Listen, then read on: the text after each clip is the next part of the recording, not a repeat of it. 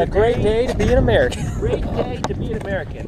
You Yes. know what is awesome about living in these random parts of rural Missouri? We can walk down the street with beers and a flag and nobody's going to say anything about it. That is exactly why. Yeah, I'll drink to that. See? House. Some American flag action. Got some ponies over there. Also, notice how no one cares that Obama wants us to fly our flags at half staff. Yeah, full staff. Full staff. Hold on a sec. Full staff up on Yeah, top full of the hill. staff. I mean, we flew ours half staff for Anson and Scalia because that was a tragedy. For True the United American States. tragedy. Not that I feel good about what happened in Brussels. It sucks. No, but honestly, I Yeah. think a lot of people here in the United States can empathize with them. Welcome to the club. Welcome to the party. But that's what we're going to talk about today: is the terrorist attack in Brussels and the various responses of the European nations and the various responses of the various political factions in the United States. Who's right? Who's wrong? What it all means. Don't you mean who's wrong and who's right?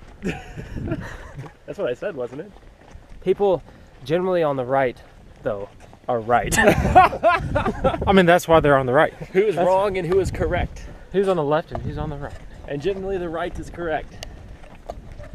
I will never apologize for being right. So anyway, the responses are varied. After the Paris attacks in France, they had regional elections, and the party, the National Front, which is France's most right-winged party, still pretty liberal by our standards, but their most right-wing party, they gained so many seats in the regional election. It's like, okay, French people are waking up a bit. Because we all know that Francois Hollande's response to the terrorist attack was weak, pathetic, mostly contrived. His colorful rhetoric was met with no action. Well, I mean, they did try. The problem was they'd weakened themselves so much to that point, there was nothing they could do. Let's turn around. Okay, now let's walk this way.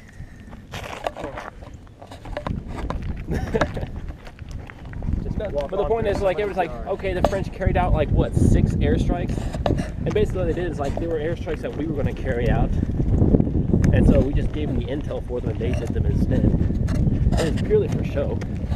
And what was it? They launched their aircraft carrier to do attacks, and then they had to bring it back.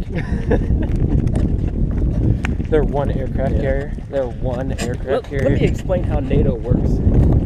The United States defends everyone, and they in turn spend all their money on really stupid socialist programs. That's pretty accurate. Seems about right. There's 2 possible exceptions. One is the UK, which still maintains a fairly large naval force and military that is also very competent. In fact, the SAS train many of the special forces around the world. And the other exception would be Turkey, which also maintains a very large, competent, and modern military. But of course they have to because of the area in which they are located. And also, they also control a lot of what Russia gets.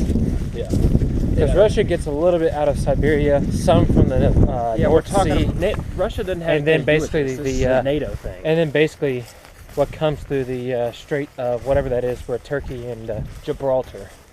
no, that's the one near Italy, Spain, isn't it? What's the one near Turkey? I don't know. It's whatever the one that leads from Russia's water port into the Sea. Yeah, no, very important, very important. Gallipoli. Is that it? Yeah, Gallipoli. Okay. Anyway, so in Brussels, in Belgium, had a very, very lax border policy, even for the EU. I mean, the EU, as you've seen by this invasion of economic migrants.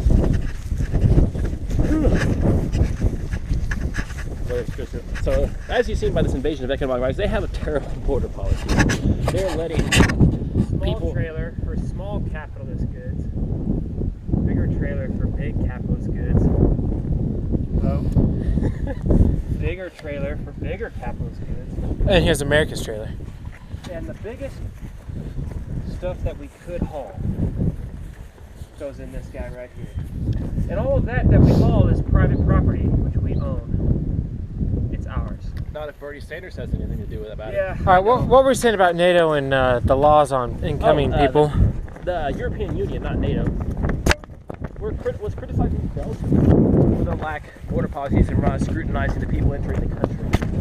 In fact, a couple of the Paris attackers were from Belgium, and they planned their attack in Belgium. Well, they were living in Brussels too, I believe. Yeah. They were founded.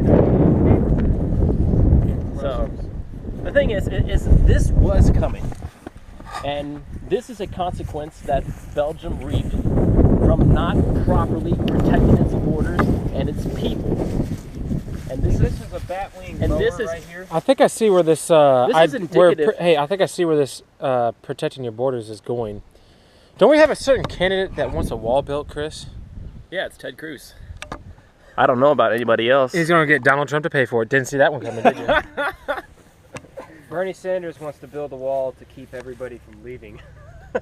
Because once he's Yeah, president, it's going to be like that's how bad it's going to be. it's going to be like the German Democratic Republic. Did you guys see our privately owned mower, which we use to mow our privately owned land, which is ours?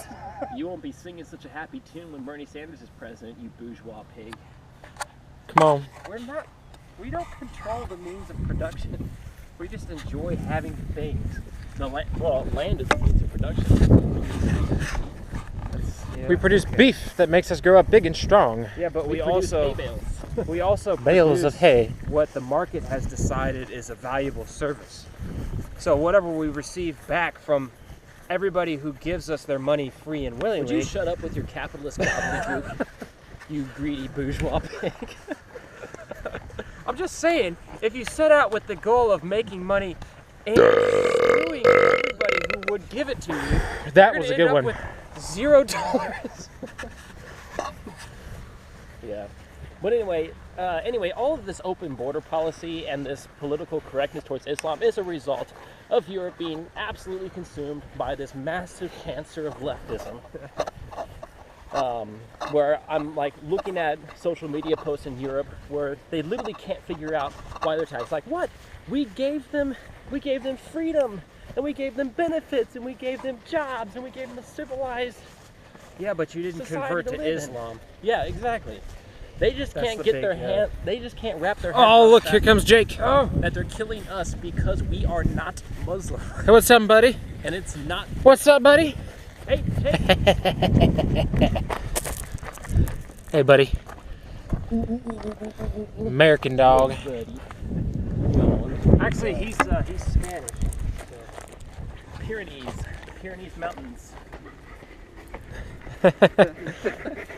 Hey, buddy.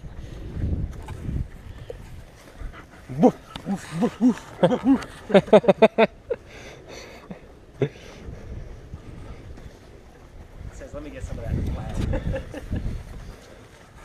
He says, So, I think the elections in what's up, Jake? The elections in France are a indication that there may be hope yet for Europe. I'm still of the opinion that Europe's lost. It's going to be a long, slow decline as their socialist policies eat their economies alive, as it kills the fertile rates of their native citizens, and as they import more people from savage cultures who are literally going to turn Europe into Arabia too. Europe and their piety, they literally spent like all of the 1800s and 1900s and pretty much their entire history except very recently embroiled in war. And they weren't even fighting over really a principled cause. They just It was just hated territory each wars. other. Yeah. And then the United States is kind enough to help rebuild them after World War II. And they finally And then all undergo- they do is make fun of us ever since then. And then Europe finally undergoes, like, what you would. well, they had Consider- free markets in Europe for Oh yeah, for hundreds of years. Yeah. Victorian England. a long time. Um, They were doing good. Look, they could do all that The war famous- and fund it. the famous quip by Milton Friedman is that English civil servants got a reputation for being uncorruptible, unbribable. Well, simply because you couldn't bribe them for anything, because it wasn't you could bring anything you wanted into the country. It was free trade. Because basically, didn't the have more to you bribe them. legalize, the basis Unless of you what he's bribe them to not be What- bribable. no, what he was saying is, if you legalize different things, like if you put high tariffs on stuff, that makes it an incentive for people to break the law.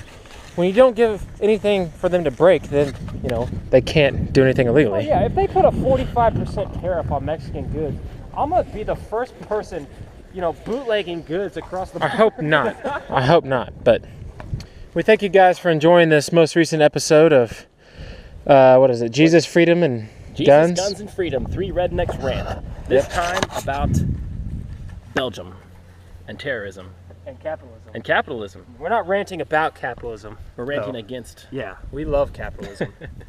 Anyways, thanks for watching, and And we're not even bourgeois. We're technically proletariat. Thank you for watching, guys. And we'll see you next time.